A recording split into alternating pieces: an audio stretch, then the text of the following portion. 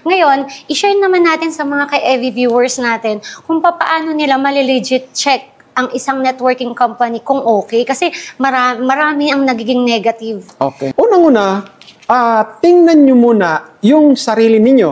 Unang-una mo, isort yung sarili mo mismo. Open ka na ba doon sa gagawin mong pagbabago?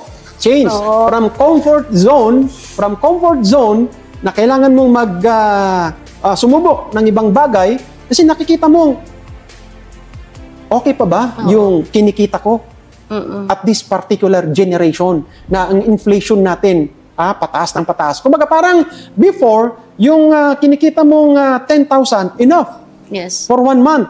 Sa ngayon kaya, enough? Yun ang malaking tanong doon. So kapag okay na sa isipan mo na kapag finalize ka na gusto mong gawin ang bagay na ito, pag nag-okay ka na-invite ka, natutunan mo, tingnan mo yung company papasukan mo kung managed by whom. Managed by whom.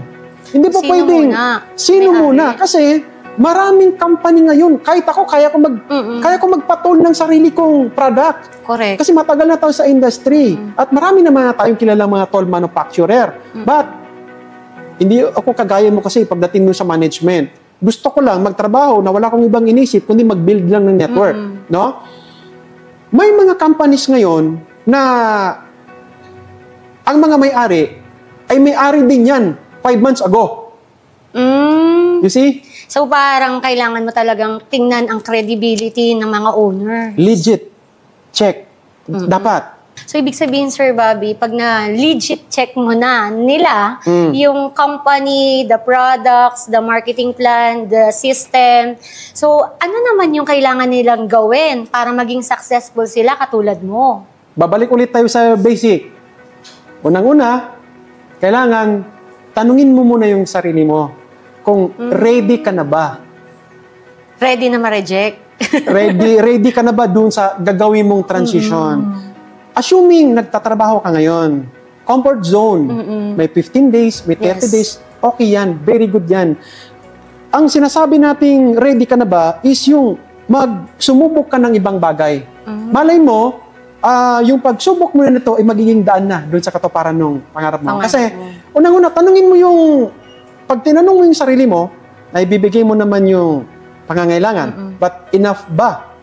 Enough ba? Tanungin mo kung may mga anak ka na, tanungin mo kung enough ba yung naibibigay mo sa kanila. Pag enough, wala namang problema. That's comfort zone. Asawa mo, halimbawa. Kasi may mga ganung bagay kapag palagay ka na dun sa ginagawa mo araw-araw, hindi mo nakikita yung pangangailangan nung nasa pamamahay mo. Kasi akala mo okay na. Kung tapos mo nang ma-sort out yung sarili mo, so kailangan mo talaga, halimbawa, kailangan mo talagang mag-isip ng ibang paraan para pa kumita. Then mag-decide ka na. Para magtagumpay ito, babalik tayo ulit dun sa basic. Company. Kailangan mo nang alisin mo muna yung rejection na dati. Nire-reject mo sa networking dati. Hindi mo naiintindihan.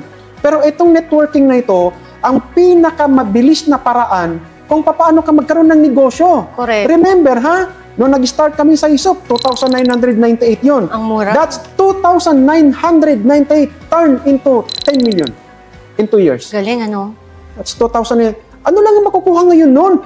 Pag bumili ka nga ng sapatos na pang-jogging, hindi nga kasing 2,998 But yan ang naging result, no? Yes. So, that's love leverage.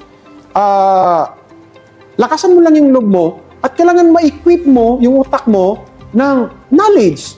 Kasi kung wala kang knowledge, yung unang taong kakausapin mo para mag-join sa'yo, nireject ka, bagsak ka. Yes.